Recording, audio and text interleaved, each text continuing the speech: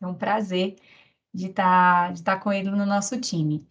O motivo dessa reunião, o tema dessa reunião artrite séptica foi pautada num caso recente que houve no Primavera, de uma criança que veio com claudicação e tinha transtorno do espectro autista. E aí, o motivo de eu ter pedido, da gente ter conversado a respeito desse caso e trazer para a equipe, foi que, assim, às vezes há dúvida diagnóstica, né? A gente, às vezes, pode não ter certeza, mas é uma das poucas emergências ortopédicas que nós temos, assim, fora a fratura, né? E da necessidade do alto grau de suspeição para que a gente possa iniciar o tratamento. Então, na criança acaba gerando muita dúvida. Então eu falei, olha, eu vou trazer o especialista para a gente poder discutir, aprender e a gente não retardar o tratamento.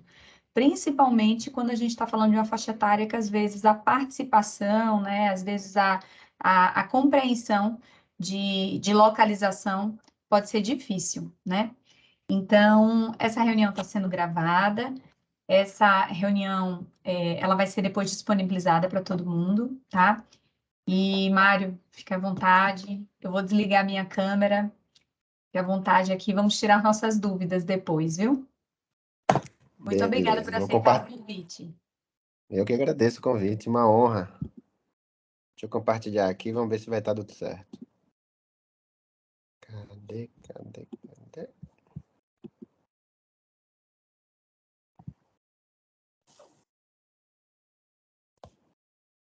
Todo mundo vendo aí? Tudo certinho?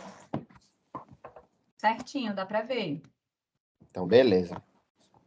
Então, a professora Tatiana aí já me apresentou. Eu sou Mário Augusto, para quem não me conhece.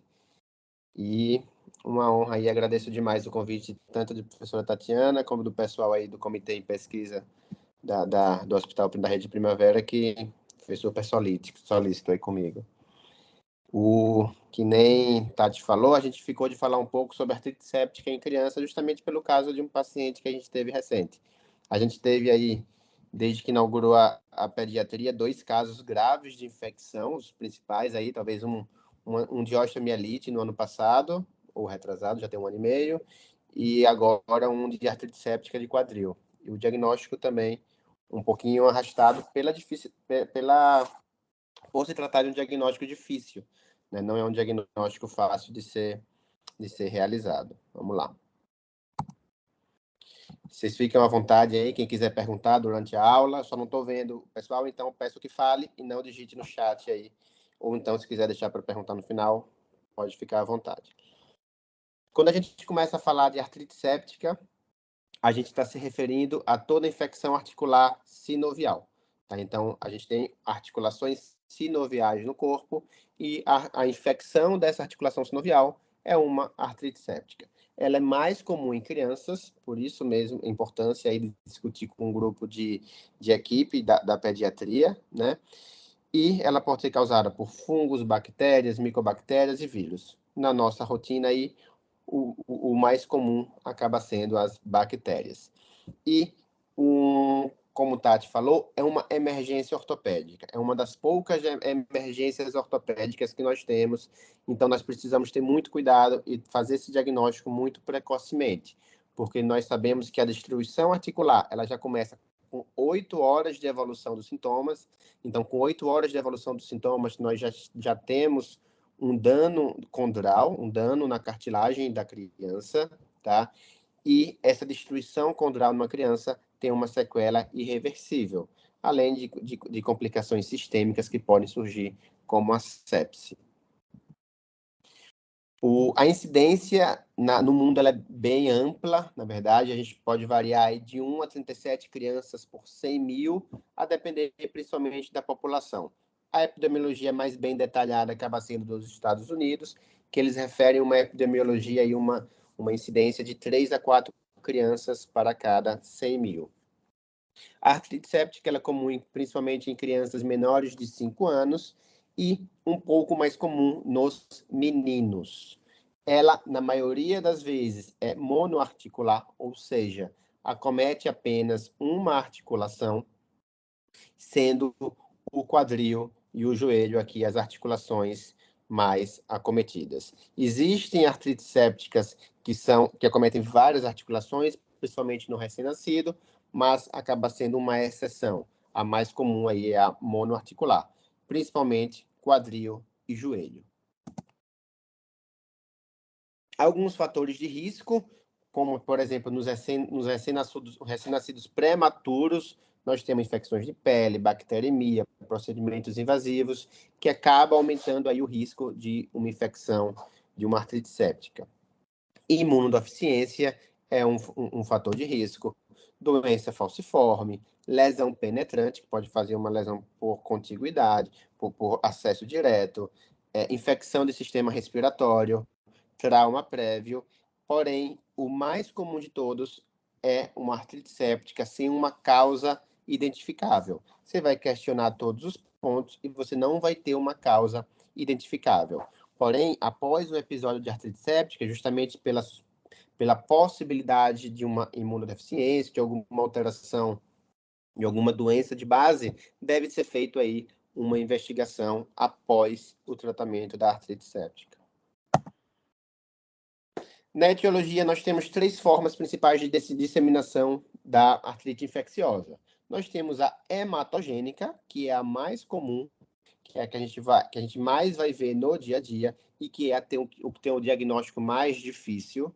A por inoculação direta, como, por exemplo, um trauma penetrante que vai evoluir com uma infecção articular, ou por contiguidade.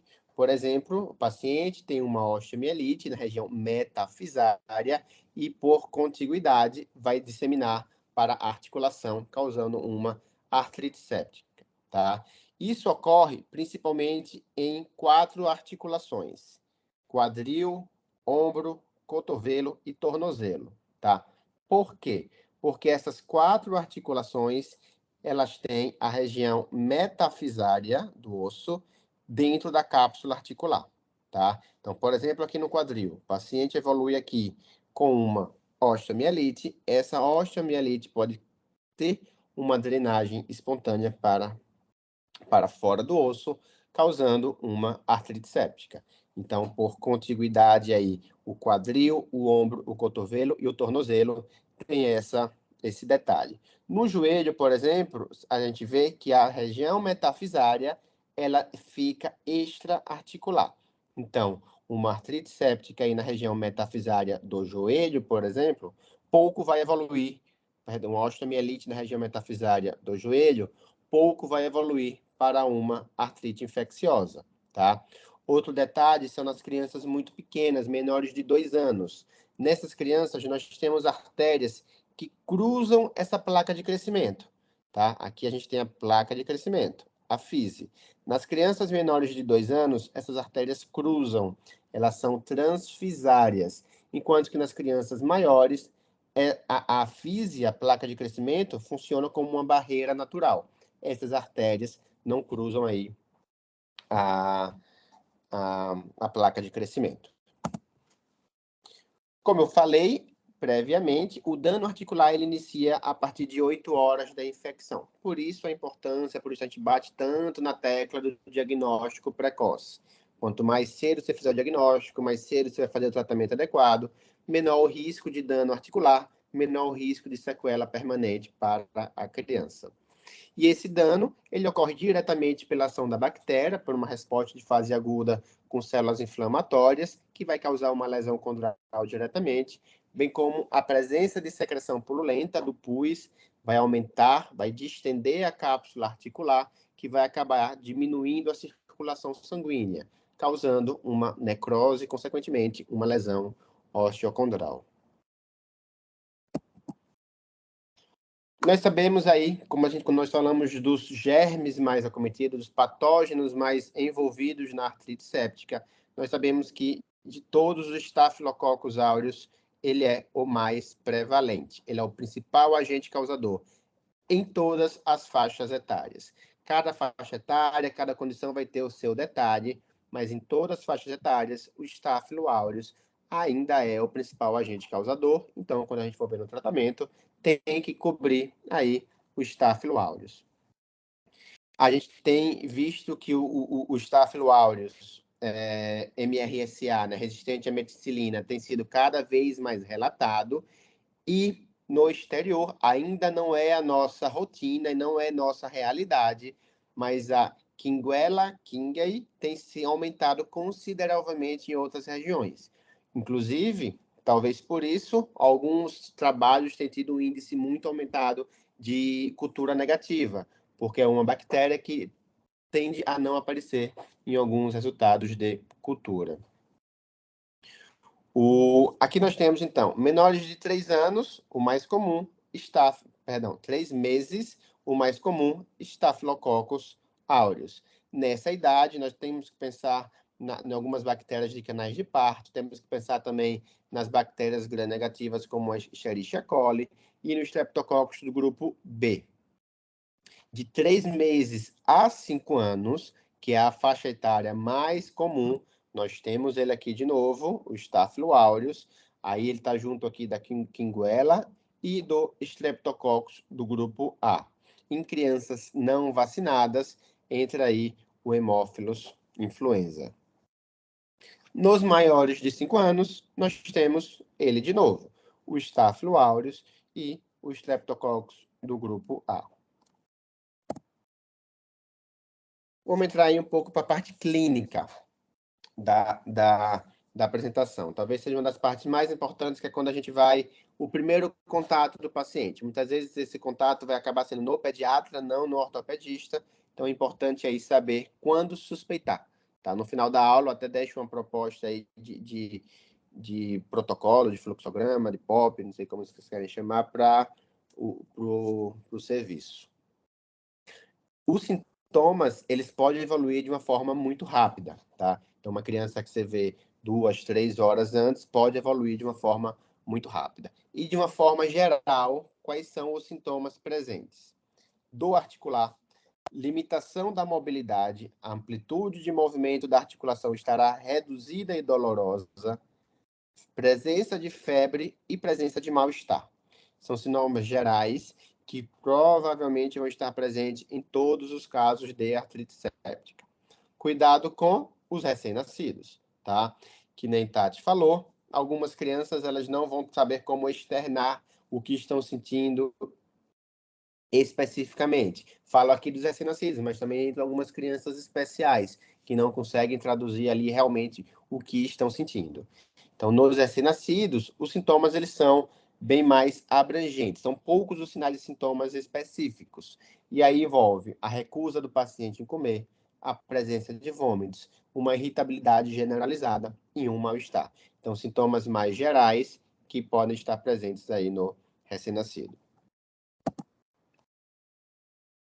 Quando a gente pensa também no quadro clínico, nós pensamos que toda artrite séptica vai estar dessa forma, tá? Ou dessa forma aqui, mas a gente tem que pensar que, por exemplo, o quadril é uma articulação mais profunda, em que a gente não vai conseguir ver uma hiperemia, a gente não vai conseguir ver um ponto de flutuação, nada disso, tá? O que é uniforme de todas as artrites sépticas do membro inferior é que nelas todas ocorrem uma claudicação, ou seja, o paciente vai chegar mancando ou não vai conseguir caminhar. A mãe vai falar, doutor, ele parou de caminhar, ele não está conseguindo sustentar o peso do corpo no chão. Tem que ligar o sinal de alarme para você investigar uma possível causa, tá?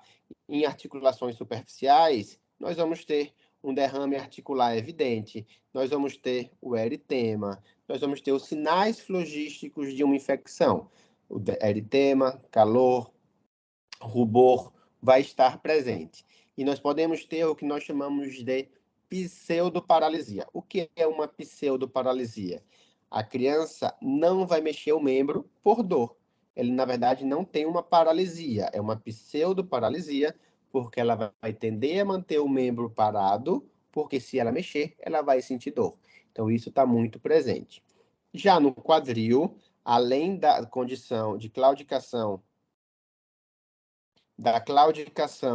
e da incapacidade de suportar peso, nós vamos ter essa atitude antálgica, tá? A criança ela tem uma dificuldade enorme de esticar essa perna. Ela mantém esse quadril em flexo, esse quadril levantado, em flexão e ele rodado para fora, tá? Então, essa atitude antálgica do quadril, é uma atitude que deve ser investigada a artrite séptica, porque é uma atitude onde o membro vai ficar em maior repouso, consequentemente a criança vai ter menos dor.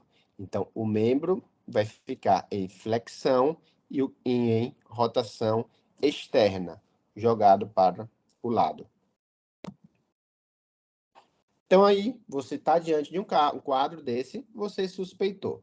Então, nós precisamos solicitar exames complementares. Os primeiros exames são os exames laboratoriais. Os principais, hemograma, VHS, PCR e hemoculturas, tá? E o diagnóstico ele vai ser feito junto, exames laboratoriais, achados clínicos, nunca isoladamente, tá? Então, tem que sempre fazer essa associação. Alguns detalhes que nós temos que lembrar, que o PCR ele vai levar bem no início, tá? De 6 a 8 horas do início da infecção, ele já vai estar bem elevado e ele melhora também de uma forma mais rápida. De 3 a 8 dias, ele já vai estar bem melhor. Já o VHS, ele vai demorar mais, tanto para subir quanto para cair. A demora para cair até de 2 a 3 semanas. Atendi, inclusive, o paciente que teve alta no início de janeiro, ele ainda tem um PCR, um VHS um pouco elevado, porque ainda está em queda. Essa queda ela é mais lenta e mais gradual do que a do PCR. Lembrando que a hemocultura negativa não exclui o diagnóstico, ela pode ser, inclusive, negativa em até 40% dos casos, e nós não temos disponível ainda a procalcitonina, mas ela é um importante marcador aí de infecções osteomusculares. E nós utilizamos alguns critérios, tá? Talvez isso aí seja bom para a gente objetivar, organizar a cabeça em termos de quando pensar em artrite séptica. Os critérios de Kocher, eles são descritos inicialmente para quadril, mas hoje a gente tende a abranger um pouco mais, tá? Por que para quadril? Porque o quadril a gente sabe que acaba tendo um diagnóstico um pouco mais difícil, porque é uma articulação mais profunda, onde a gente não consegue ver aqueles sinais flogísticos bem evidentes. Então, são 4 sinais, 4 critérios que a gente tem que analisar. O paciente tem febre, o paciente tem incapacidade de sustentar o peso, o paciente tem uma leucocitose acima de 12.000 e o paciente tem um VHS acima de 40, tá? São esses 4 pontos que você vai avaliar. Se o paciente tiver 3 pontos desses positivos, a chance dele ter uma artrite séptica é de 94%. Se o paciente tiver esses 4 critérios, a chance dele ter uma artrite séptica é de 99%. Tá? Então, esses critérios a gente usa muito na nossa prática clínica para a gente, quando pensar quando vai prosseguir a investigação de artrite séptica. Esses critérios foram modificados aí em 2006, onde foi acrescentado o PCR. Eles falam que o PCR é um fator de risco importantíssimo. Então, PCR elevado, aí depende da literatura, acima de 2, acima de 20, depende também do referencial do kit. Ele é um fator importante, bem como uma febre alta, uma febre acima de 38,5 graus, sendo talvez o melhor preditor de artrite séptica do quadril especificamente. Como eu falei, ele é principalmente para o quadril, e para o joelho ele acaba sendo pouco reprodutivo, porque o diagnóstico do artrite séptica do joelho acaba sendo mais evidente. Suspeitou, pediu exame laboratorial, temos que pedir exames de imagem, tá? Primeiro exame que nós solicitamos, radiografia. Ah, mas a radiografia vai ver artrite séptica? Não, não vai ver artrite séptica. Não fecha diagnóstico de artrite séptica. Porém, precisa ser solicitada para você descartar alterações ósseas, como osteomielite e como tumor, que são as principais, tá? Então, pode ter uma osteomielite associada, pode ter um tumor associado. E pode ter também uma fratura, às vezes uma história mal contada, entre aspas, que o paciente está com uma pseudoparalisia porque ele tem uma fratura em um membro inferior, no membro superior, em algum local, né? A gente pode ter algum sinal indireto, por exemplo, se tivesse um aumento de volume no quadril, a gente podia ver um afastamento da cabeça femoral, a gente pode ver uma sombra maior nessa região. Tem alguns sinais indiretos nós podemos ver na radiografia. Então, temos que pedir uma ultrassonografia, que é o exame que a gente vai avaliar a presença de derrame articular. Além do derrame articular, quando bem realizado, nós podemos avaliar outros pontos, como elevação do periósteo, ou seja, tem, por exemplo, uma osteomielite que drenou e o periósteo ele está elevado, tá? Ele faz uma coleção subperiosteal, causando essa elevação periosteal, ou até mesmo só uma reação periosteal. Aqui, mostrando uma ultrassonografia, onde aqui essa parte a gente vê a parte óssea, e aqui nós vemos o derrame, a quantidade de líquido anterior, tá? Então, aqui, o líquido anterior. Especificamente para quadril, nós sabemos que toda articulação sinovial já existe uma quantidade de líquido.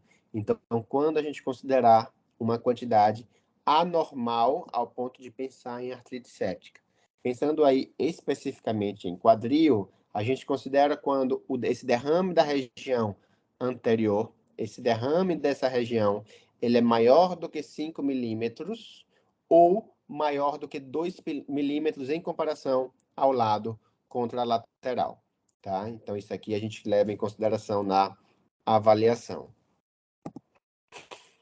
E a ressonância magnética? É o padrão ouro. Concordo, é o padrão ouro. Porém, existem alguns pontos que devem ser analisados, tá? A gente tende a deixar hoje a ressonância magnética no diagnóstico da artrite séptica em casos de duvidosos, em casos quando você suspeita que tem uma osteomielite associada, em casos que esse diagnóstico não fecha com firmeza, em casos de dúvida, nós lançamos mão da ressonância, tá? Por que não em todos? Porque nós sabemos que demora para ser feito. E essa demora aumenta muito o dano articular, certo? Então, a tendência atual hoje é deixar a ressonância para quando tem dúvida diagnóstica ou suspeita de osteomielite, tá? Nós sabemos que nas crianças menores, nos lactentes, essa associação com osteomielite é de até 60% dos casos. Por quê? Por dois motivos que a gente já... O motivo principal que a gente já viu. As artérias, elas são transfisárias. A osteomielite que ocorre na região metafisária passa pela barreira, passa pela fise e chega na articulação. Nós tivemos, inclusive, um caso recente que a gente publicou no Hospital Primavera, uma criança também que chegou exatamente com esse quadro aqui de dor na região do punho, um aumento de volume, e a grande suspeita foi realmente osteomielite. E a gente conseguiu uma ressonância rapidamente, tá? E viu os achados compatíveis com osteomielite. A gente viu uma alteração da medula óssea, a gente viu uma elevação periosteal com um abscesso que a gente teve que fazer a cirurgia de forma na emergência. Então, na ressonância, nós temos que considerar a gravidade da doença, não vamos colocar pacientes graves para fazer uma ressonância, o tempo, nós sabemos que o tempo no diagnóstico de artrite séptica, ele vai causando mais dano articular, então o tempo é importantíssimo. E não devemos, de forma alguma, prolongar o diagnóstico, aumentar o tempo de diagnóstico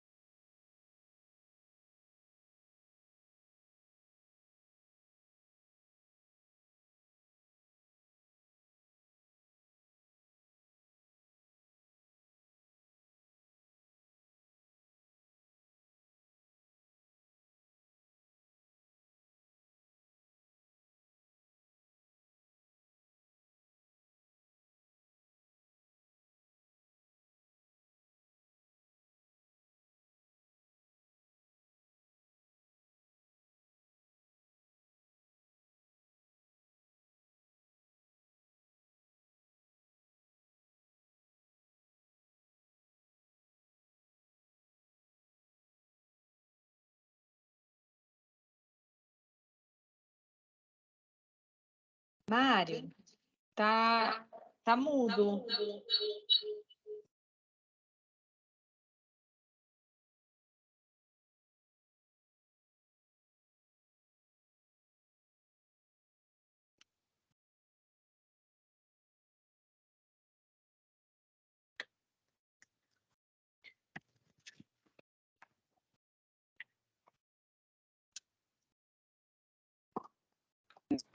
Voltou? Voltou, né? Voltou. Voltou, agora voltou.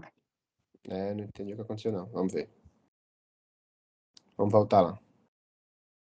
Mudo, então tem 1 minuto. Vou voltar aqui só um slide.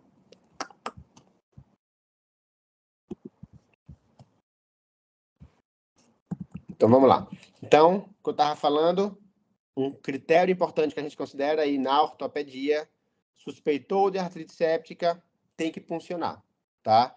Então, mas eu vou observar. Não existe. Não existe uma observação para uma artrite séptica. Se você viu que tem 3, 4 critérios, você precisa puncionar. Em articulações mais superficiais, como joelho, tornozelo, essa punção pode ser feita na própria sala de emergência. É um procedimento menos doloroso, que você consegue fazer tranquilamente. Entretanto, articulações mais profundas, como o quadril, é um procedimento doloroso, é um procedimento que você... Deixa eu só botar aqui o apontador. É um procedimento que você precisa guiar ou pelo raio-x ou pela ultrassom, necessariamente tem que ser feito aí em centro cirúrgico.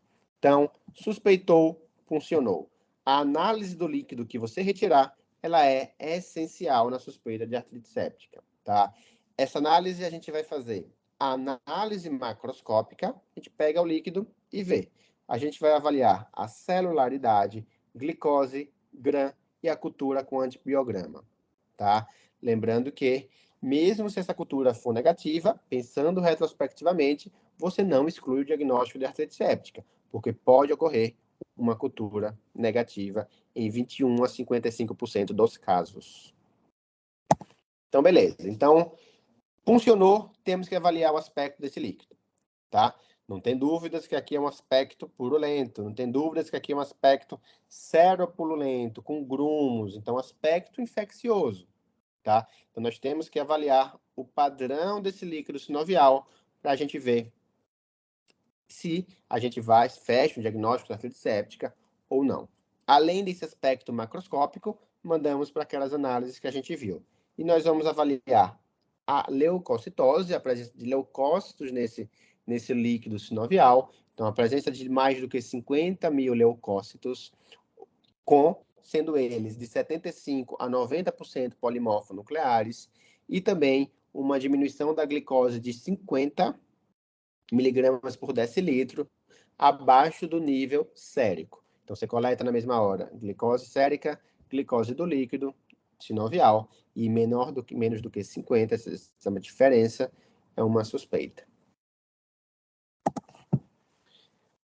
Diagnóstico diferencial. Temos diversos diagnósticos diferenciais para artrite séptica. Sinovite transitória, artrite idiopática juvenil, hemofilia, osteomielite, artrite reativa, pós-viral, pós-infecciosa, osteonecrose da cabeça do fêmur, leg calbepete, escorregamento epifisário, um monte de diagnóstico diferencial que nós temos que pensar. O principal deles, sinovite transitória.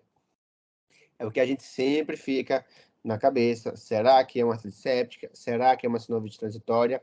Isso ocorre aí na rotina semanalmente, tá? Então, a grande diferença que a gente tem que ter, principalmente para o quadril, é se é uma artrite séptica ou se é um quadro de sinovite transitória, que a gente sabe que é extremamente benigno, autolimitado e com resolução rápida aí em até 3 dias.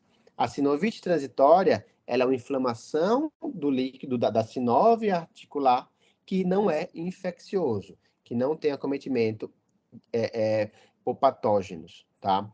Ela é mais comum no quadril e o grande achado da sinovite transitória são os pródromos, que na maioria das vezes o paciente vai ter tido nas últimas 3 semanas algum quadro de infecção de via aérea superior, necessitando, na maioria das vezes, de uso de antibiótico. Então, há 2, 3 semanas atrás, a criança faz uma infecção de via aérea e depois desenvolve uma sinovite transitória, tá? Faz uma artrite reacional e faz aí uma sinovite transitória no quadril, por exemplo.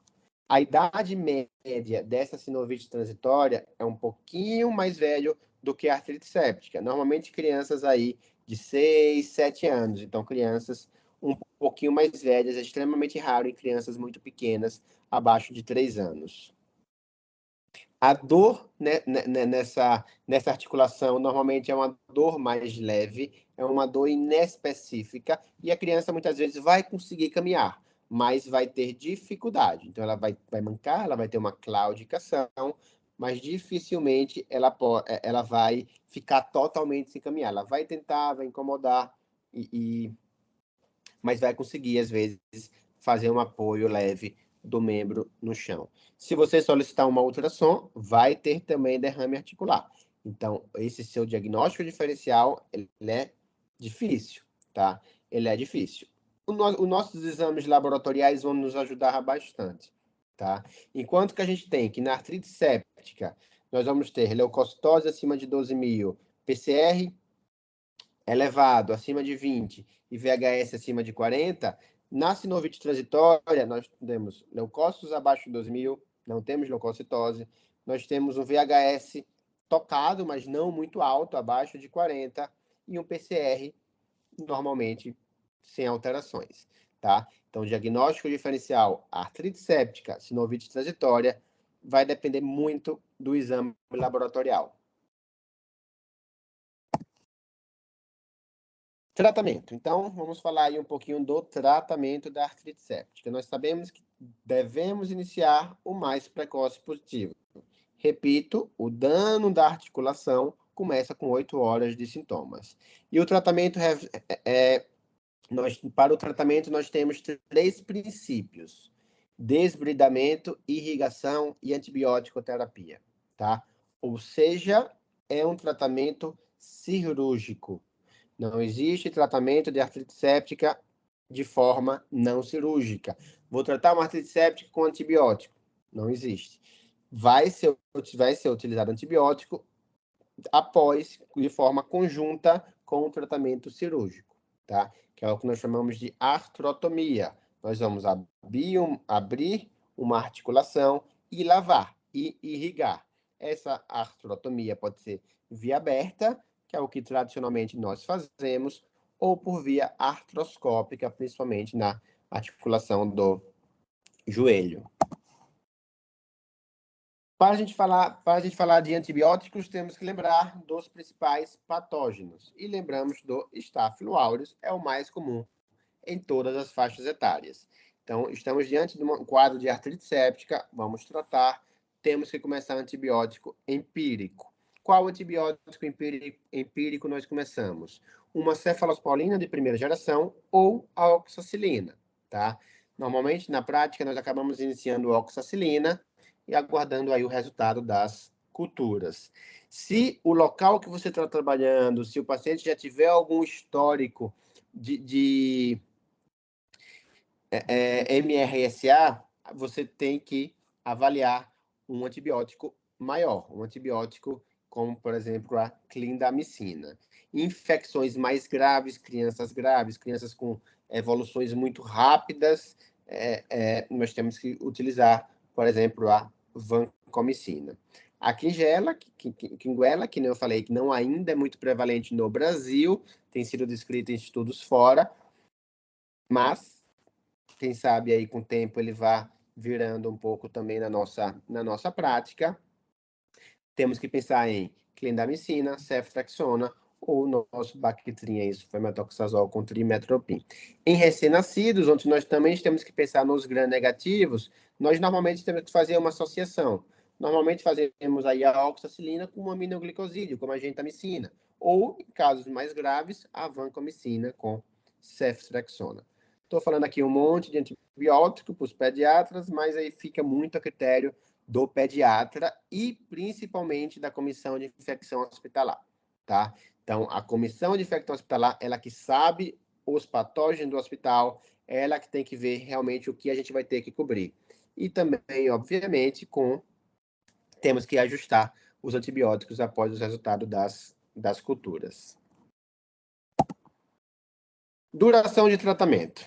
Em média, 3 semanas. Tá? Fiz até uma revisão aí para ver o tratamento, como é que o pessoal tem feito esse tipo de tratamento e mantém duração de tratamento média aí de 3 semanas. Foi 3 meses, né? 3 meses não, 3 semanas, tá? 21 dias de tratamento em média. Obviamente, pacientes mais graves, paciente com MRSA, paciente que tem tido uma evolução fraca e recém-nascidos, tem que ter um tempo maior de antibiótico. Outro ponto de discussão, quando interromper o tratamento. E outro ponto de discussão, quando transicionar para a via oral. Um conceito mais anterior, que é o conceito que eu levei no último caso que nós tivemos, antibiótico venoso por pelo menos 10 dias, 10 a 14 dias. Isso é um conceito que foi o que nós temos visto nos últimos anos, porém, tem mudado, tá? Então, aí vai entrar até como discussão, até para a Tati aí ver a opinião dela, o que ela acha aí, o que o pessoal tem falado, de antibiótico venoso de 2 a 5 dias, a depender da evolução clínica e dos exames laboratoriais, tá? Mas já está autorizado, após 5 dias de tratamento venoso, por exemplo, criança com melhora clínica, com queda do PCR, com queda do VHS, sem sinais de complicação, fazer a transição para o antibiótico oral. Então, quando trocar para via oral? Paciente afebril, 24 a 48 horas, paciente com melhora dos sintomas, paciente com queda do PCR de 30 a 40% do seu valor máximo, paciente sem sinais de complicação, como endocardite, pneumonia, qualquer tipo de bacteremia, ausência de patógenos virulentos, como MRSA, e uma boa tolerância por via oral. Então, cumprindo esses critérios, a criança, após o tratamento de 2 a 5 dias de antibiótico venoso, pode-se pensar em fazer a transição para via oral.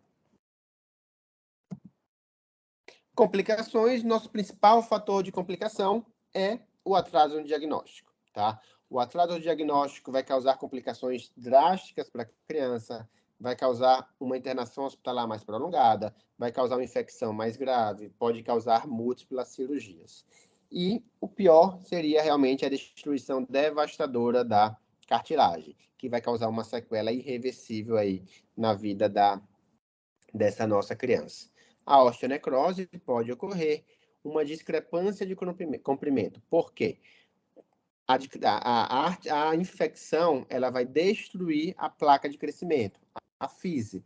Nós sabemos que é por essa região por onde o osso cresce em comprimento. Ocorrendo essa destruição, o osso não vai crescer, ele vai ficar menor do que o membro contralateral. E esse segmento, por isso mesmo, deve ser feito aí ao longo de 1 a 2 anos. Em princípio da aula é isso aí. Aí eu trouxe, eu acho que a parte realmente mais importante para a gente mais discutir aqui vai ser uma proposta aí de fluxograma, de protocolo operacional aí interno, para a gente pensar como é que a gente pode melhorar um pouco a conduta e unificar, na verdade, mais do que unificar um pouco a nossa conduta, né? Então, nós temos aí suspeita aí de uma criança, de um paciente com suspeita de artrite séptica. Nós vimos lá, pô, a criança está com febre, não está suportando o membro, tem muita dor, a mobilização da articulação, no tornozelo, se for de tornozelo, o joelho está muito inchado, está muito vermelho, tem derrame. Se for uma criança, um recém-nascido está muito irritado, está com mal-estar, não quer comer, está vomitando. Opa, será que a gente está diante de uma artrite séptica? Vamos pedir exame. Exame físico você vai fazer, vai pedir uma radiografia, vai pedir exame laboratorial, hemograma, VHS, PCR, hemocultura. Beleza. Até aí, ok. Então, raio-x, raio-x normal. Não tem osteomielite, não tem fratura, não estou vendo nenhuma alteração na medula óssea, não estou vendo tumor, não estou vendo Ewing, não estou vendo osteosarcoma. Tá tranquilo. Então, vamos ver o VHS, PCR aí e as hemoculturas. No nosso exame físico, a criança tem os critérios de Kocher, por exemplo, a criança tem derrame articular, óbvio, ou os critérios de Kocher, febre, incapacidade de suportar membro, leucocitose acima de 12.000 e aumento do VHS acima de 40, ou PCR positivo, pô, se ele tiver esses critérios, nós vimos que 3 critérios é 94%, 4 critérios é 99%. Então, talvez estejamos diante de uma artrite séptica. Em um desses 2 pontos, ou antes de pedir os exames, ou após pedir os exames, vai entrar aí a avaliação da ortopedia, tá? Então, talvez aí, quando você suspeitar, só pelo exame clínico, você vai pedir avaliação, ou então, depois que você já pediu alguns exames de sangue, você pede a exame de imagem de sangue, você pede a avaliação. O que sabemos é, estamos diante aí de um quadro, de uma criança que tem febre, que tem capacidade de suportar o membro, que está com dor à mobilização do quadril, que tem, se for um joelho, um derrame articular evidente, que tem um PCR aumentado, um VHS aumentado, precisamos fazer. Se ele não tiver, obviamente, a gente vai rever nossa hipótese. Okay. Se ele tiver, precisamos fazer uma ultrassonografia, tá? E nessa ultrassonografia, tem derrame articular? Tem suspeita de artrite séptica? Se não tiver, vamos rever nossa hipótese, tá? Talvez a gente não esteja diante de artrite séptica. Já vi algumas vezes um paciente com apendicite com suspeita de artrite séptica de quadril, porque está com uma atitude antálgica do quadril, quando faz a extensão do quadril sente dor, mas pelo apendicite aí, principalmente retrocecal, tá? Ultrassonografia tem derrame articular? Tem que funcionar. Suspeitou? Funcionou. Não existe outra forma de você fazer esse diagnóstico. Suspeitou? Funcionou, tá? Joelho, tornozelo, ok, dá para fazer na sala de emergência. Quadril, vai guiar para o ultrassom, vai guiar para o raio-x, independente. Tem que fazer a punção articular. Fez essa punção articular, aspecto macroscópico infeccioso, a análise aí bioquímica, leucócitos aumentados, com polimorfonucleares, glicose diminuída. Se estiver pensando em infecção, precisa tratar. Tratamento, 3 princípios: desbridamento, irrigação e antibiótico terapia, tá? Então, talvez isso aí seja um resumo da aula. Na verdade, isso aí é o resumo aí, a parte mais importante que a gente precisa saber. E esse tratamento, tá? Então, irrigação, desbridamento, antibiótico. O antibiótico aí, de uma forma geral, abaixo de 3 meses, oxa com aminoglicosídeo ou ceftriaxona. Acima de 3 meses, oxa e aguarda o resultado das culturas. Óbvio que sempre guiado pela Comissão de Infecção Hospitalar e pelas culturas assim que disponíveis. Conceito importante, temos que manter o membro em repouso articular, tá? Ou seja, evitar o paciente pisar, evitar carga e crianças muito pequenas, joelho, por exemplo, a gente mantém alguma imobilização para evitar que fique mexendo muito esse joelho e que possa piorar o quadro. E o conceito de tempo de antibiótico. Mantemos aí o tempo de tratamento por 3 semanas, mantido o tratamento de 3 semanas, porém, um tempo menor de tratamento venoso. Pelo menos aí 5 dias de tratamento venoso. Crianças recém-nascidas, obviamente, um tempo mais prolongado, os 14 dias, mas um tempo de 5 dias de antibiótico venoso, e que estamos autorizados a modificar para oral se o paciente tiver a febre de 2 a 3, de 24 a 48 horas, o paciente tiver melhora clínica dos sintomas, queda do PCR de 30% a 40%, ausência de sinais de complicação e o paciente tiver uma boa tolerância via oral, tá? Então, aí a forma de tratamento que talvez for a mais adequada para a nossa rotina. E eu acho que é isso. Então, agradeço de novo aí o convite de professora Tatiana, do pessoal aí do Centro de Ensino e Pesquisa da Rede Primavera. Obrigado. Mário, muito obrigada pela aula. Eu acho que ela foi concisa, né, objetiva, e era exatamente o que a gente estava precisando nesse momento. Adorei a foto aí do final, nosso pacientinho de janeiro, né? O pai fez várias postagens, né, sobre a humanização do tratamento da criança do espectro autista. Foi bem interessante, assim, ver os dois lados, né? A parte técnica e a parte humana caminhando tão fortes, né? Isso foi ótimo. Eu fiz aqui algumas observações, né, que eu queria levantar, assim. Primeira coisa é que a suspeita parte da criança que claudica, né? Então, é o paciente que claudica. Ou o paciente que, como você disse, não consegue suportar o peso naquele membro, né? Isso deve levantar o grau de suspeição. Como você falou assim, apendicite pode dar, vai ter várias coisas. Daí a necessidade de um exame físico detalhado e, na dúvida, a criança que claudica ganha exame. Infelizmente, acaba ganhando exame, né? Nem que seja para dizer assim, a gente vai fazer pelo menos uma radiografia, mas se houver sinais sistêmicos, não dá para a gente pensar pelo lado positivo, assim, dizer assim, é uma artrite transitória, né? A gente vai ter que fazer o screening desse paciente. Então, a artrite transitória, né, ela é um diagnóstico de exclusão. Então, uma das coisas que eu achei super importante que você falou, assim, a criança ou adolescente que claudica, esse paciente merece investigação. Paciente que tem sinais sistêmicos associados, esse paciente merece investigação, incluindo a parte laboratorial, tá? E outra coisa que você falou, assim, super importante, é lembrar que a artrite séptica exige investigação de imunodeficiência. É que a gente estava com aquele paciente, a gente estava, tem que ir, é um dos critérios. Por que tanta gente faz uma infecção, né, e não localiza na articulação? E alguns localizam, né? Eu preciso tirar o grupo que teria alguma imunodeficiência, favoreceria isso. Então, achei muito bem colocado o que você colocou. Algumas coisas que você colocou aí, você falou sobre a procalcitonina. Então, ele realmente eleva mais rapidamente até o seu PCR, mas ele não é respaldado pela ANS. A ANS atrela apenas para COVID-19, suspeita de COVID-19, quando a gente quer usar antibiótico ou não, né, de trato de via aérea inferior, e está entrando agora nos protocolos recém-nascido com sepse, né? Então, quadros de sepse estão entrando.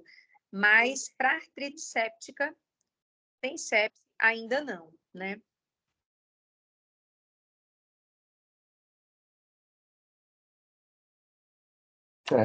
Já foi respondido aí, Hugo. Acho que Tati caiu.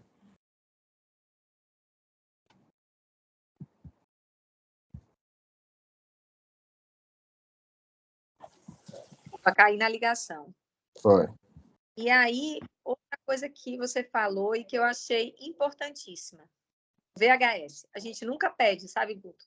A gente dificilmente pede lá no pronto-socorro. É um exame simples, barato, mas que a gente quase esqueceu da existência dele, né?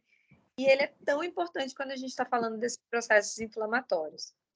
E as duas últimas observações que eu queria colocar, antes de abrir para a pergunta, é o critério de febre acima de 38,5, que é os critérios de Correr, não é isso?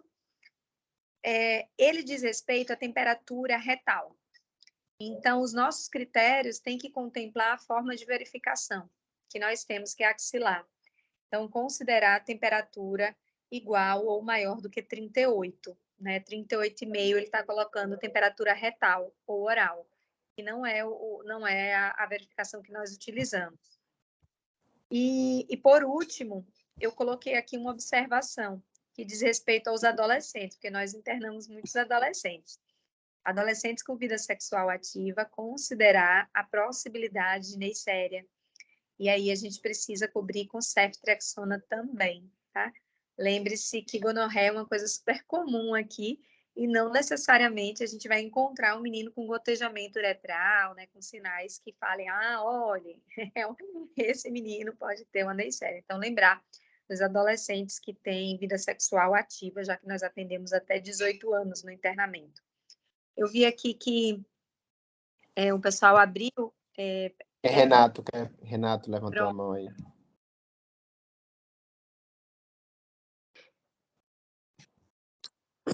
Oi, Guto. Boa noite. Boa noite, Primeiramente, parabéns pela aula. Aula muito boa, muito didática. Muito, muito, muito bom.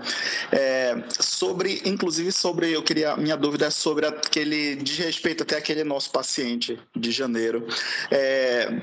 O que a gente faz, no caso, qual a decisão que a gente toma? A resposta, ela já está implícita em tudo que foi falado, mas só para a gente deixar bem explicado, bem claro isso para todo mundo.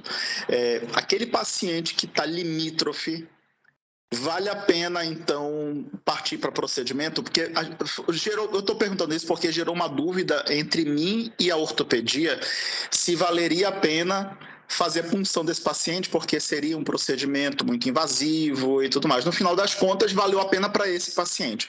Mas os pacientes no limbo, né, entre normal e suspeito, a gente faz o que no paciente que está limítrofe? Punção. Não tem jeito, tem que funcionar, tá? Não tem jeito. As consequências, na verdade, vai levar para uma cirurgia.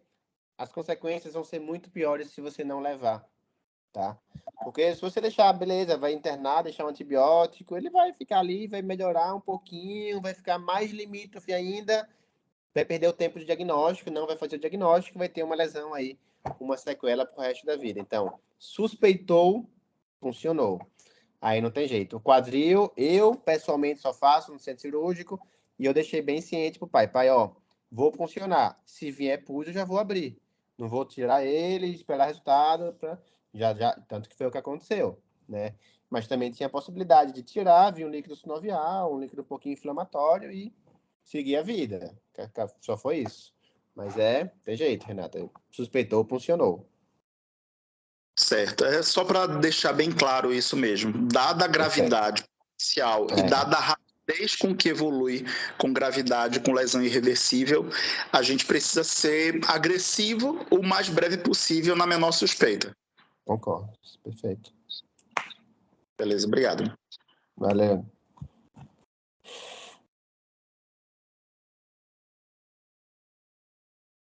Carol perguntou aí, Tati. Carol quer falar? Não estou vendo aqui. Espera aí que eu não tô conseguindo acompanhar no chat. Oi. Minha dúvida era com relação à procalcitonina. Se não está no protocolo de serviço, para esses casos, solicitar por conta de glosa de convênio, ou se, como nesse momento a gente já tem a procalcitonina disponível, se pode fazer a solicitação na suspeita. Justificando, lógico. Então, só se você colocar na justificativa que o paciente tem síndrome gripal e você quer saber se é antibiótico vai ser dado pensando numa COVID ou se ele tiver séptico. Fora isso, vai ser glosa.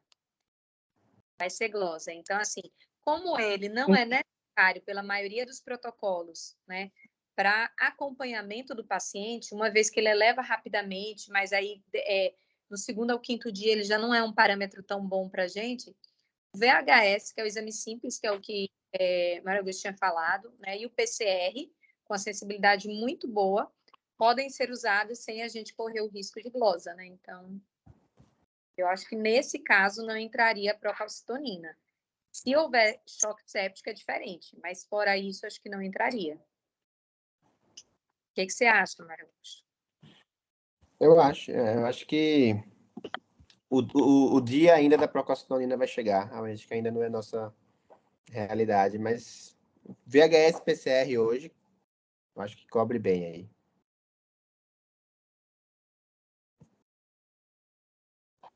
Uma outra coisa que você colocou aqui, que eu acho que é importante reforçar com a equipe, é que assim, na suspeita que o pediatra tenha, não é encaminha um ortopedista, acompanha junto. O paciente é dos dois, acompanha junto. Da mesma forma que o paciente que chega da ortopedia, vamos supor, é muito comum sofrer um trauma, porque os pais se ligaram mais na questão do trauma do que no fato da criança estar apresentando febre há 2, 3 dias. Pode acontecer, né? E esse ortopedista pede um acompanhamento conjunto nosso, a gente continua acompanhando conjuntamente. São os dois. E aí eu queria até perguntar, Mária, assim, quando a gente tiver uma criança com suspeita de artrite séptica, que a gente, por exemplo, ele não está em jejum, vai fazer quadril, vai ter que fazer em centro cirúrgico. É prudente já começar o antibiótico ou convém que só comece no intraoperatório? O mais adequado seria, assim que você estiver coletando o líquido, você iniciar o antibiótico, tá? Mas o que o pessoal, os protocolos costumam falar, se isso for demorar 4, 6, 8 horas, comece antibiótico. O que vai acontecer? Cultura vai ser negativa, mas você vai tratar empiricamente. Estou perguntando porque uma dificuldade, uma limitação que nós temos no serviço é, como a gente já tinha conversado, não ter dois ortopedistas. Então, às vezes, pode acontecer dele não entrar naquele procedimento, né? Naquele momento, ou ter que esperar esse jejum, que a depender da idade, pode ser um jejum mais prolongado, não vai ser o jejum abreviado, às vezes, né? Depende do anestesista, tudo. Então, lembrar da coleta da hemocultura, que ela tem que ser antes disso daí. E esse procedimento for demorar, pode até colocar no protocolo, mas sei lá, se ele for superior a 4 a 6 horas, inicie antibiótico terapia, né? Concordo, acho que é isso aí.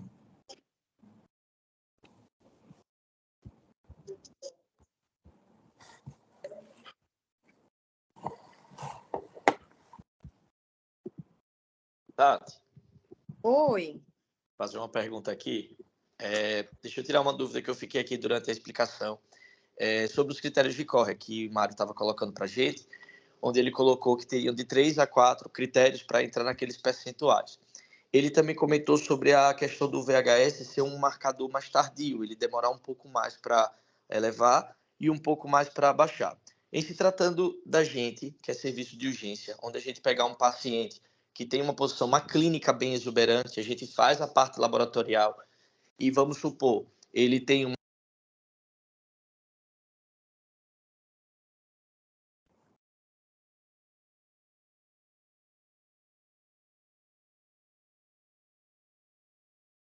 Alguém botou todo mundo mudo.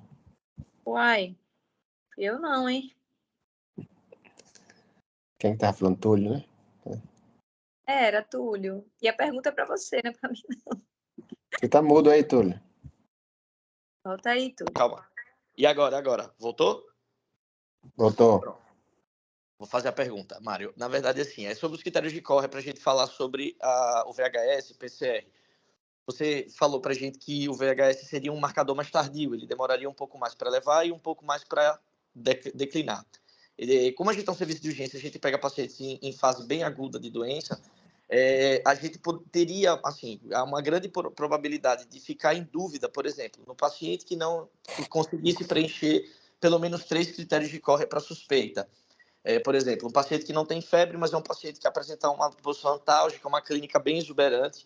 A gente pede laboratório, vem uma leucocitose, vem um PCR elevado, mas um VHS ainda baixo, talvez pelo início de doença e a gente não consiga ver essa elevação. Vale a pena, a gente entraria como um caso suspeito, mesmo não preenchendo todos aqueles critérios, e valeria a pena fazer a punção? É isso aí, Túlio. Eu acho que sim, tá? Se a gente vê lá embaixo nos critérios de corre, a gente vê que houve uma modificação aí em 2006. Os critérios de corre hoje originais não são tão usados. Eles são usados, na verdade, de uma forma de triagem, mas de uma forma de diagnóstico, a gente tem que associar, tá? Aí tem lá, PCR acima, positivo, né? No caso lá, ele considerava como 2. Um PCR positivo e uma febre elevada, aí aumenta mais ainda, entendeu? Então, mesmo se o paciente não tem febre, mas tem claudicação, tem posição antálgica, tem uma leucocitose acima de 12.000, VHS ainda está tocado, mas o PCR está lá em cima, eu acho que é um caso suspeito, tem que fazer raio-x, tem que fazer ultrassom, derrame e funcionar. E outra coisa importante é que, por exemplo, se a gente estiver diante de um imunossuprimido, a depender do tipo de Não imunossupressão, faz febre. ele não vai fazer febre e ele pode não fazer leucocitose. Então. Aí é importante o quebra-cabeça que a gente sempre fala, né? O quebra-cabeça é você juntar as pecinhas, né? E tentar entender se sugere ou não sugere. Então, os critérios que foram apresentados, né? São critérios internacionais, eles são para aumentar a acurácia, mas lembrar que é quebra-cabeça de informações. Então, por exemplo, um paciente que chega com dor, né, e é um paciente que tem uma história de mau estado geral, com dor localizada, vai ter que fazer investigação. Vai ter que fazer a radiografia, se não for fratura, vai tentar olhar, e aí a gente vai ter que ampliar, né? Lembre-se que muitos pacientes que têm chegado para a gente, o relato de febre é pobre, porque às vezes os pais não têm termômetro, não verifica, né? E a segunda condição é que às vezes a localização no quadril ela é difícil para a gente ver aquele florido, né? Como a gente veria no joelho, né? Isso. Na verdade, assim, o grande problema, assim, é como a gente lida com diversos pacientes, e assim, tem crianças que são muito mais reativas à dor do que outras, vão ter crianças que, por exemplo, vão ter um sintoma gripal prévio, vai preencher toda aquela suspeita para uma sinovite transitória, mas está no colo do pai, não consegue pôr o pé no chão, e a gente vai partir para a investigação, mesmo tendo todo aquele critério de que pode ser uma sinovite transitória, mas sempre que a gente vê uma criança claudicando, com intensa dor, com um quadro clínico mais elevado, vale a pena a investigação, mesmo que a gente veja uma história bem desenhada para uma sinovite, por exemplo, que é o que a gente mais pega no pronto-socorro, né? Mas eu vou reforçar essa parte. Sinovite transitória é diagnóstico de exclusão. Sim. Todos esses parâmetros terão que ser negativos. A suspeita que leva à investigação é a mesma da sinovite transitória. A diferença é que ela será totalmente negativa. Entendo. Isso aí. Beleza. Ok, obrigado. Valeu, Túlio. Acho que alguém levantou a mão aqui. Ju. Fui eu. No caso da indicação da punção, é a indicação do pediatra ou do ortopedista depois que ele avalia o paciente? Do ortopedista. Eu acho que quem indica tem que fazer, né? Então, eu acho que, na minha opinião, do ortopedista. Essa dúvida que eu fiquei, porque ficou essa discussão, se era, se não Concordo. era, mas e aí, se o ortopedista disser que não? Concordo. Acho que aí você não vai, infelizmente, você não vai poder bater o pé e falar, tem que funcionar, tem que... Vai, se vai acontecer, vai me ligar. É. Liga pra Tati, Tati te liga. Eu choro. Olha, uma criança sofrida. Tati chora mesmo. Tá bom, obrigada. Valeu.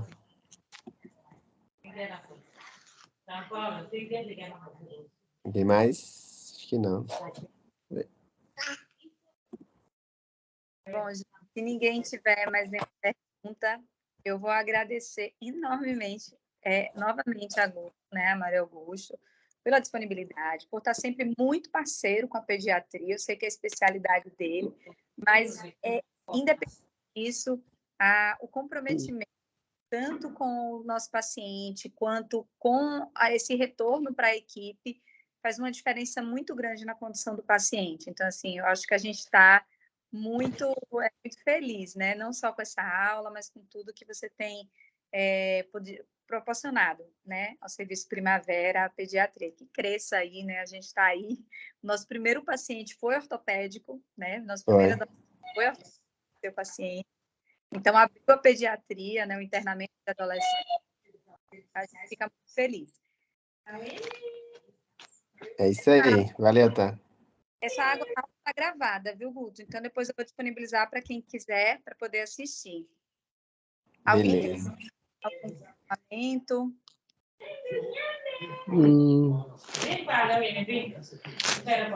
Alô. Alô, boa noite, boa noite. Oi, Thomas. Boa noite. Acho que ele estava com o microfone ligado, Tati. É um residente lá nosso do HU.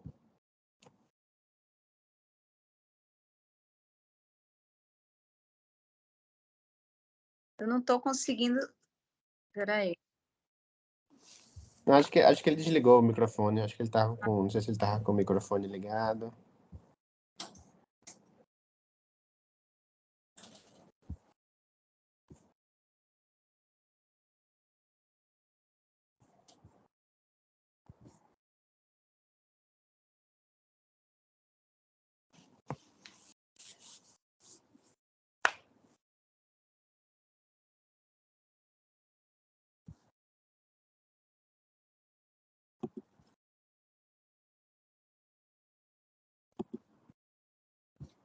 Eu acho que ele desligou, não? Eu acho que só ele caiu, na verdade, eu acho. Depois eu converso com ele, se ele tem alguma dúvida. Pode ficar tranquila. Então tá, joia. Gente, obrigada. A lista de presença está correndo.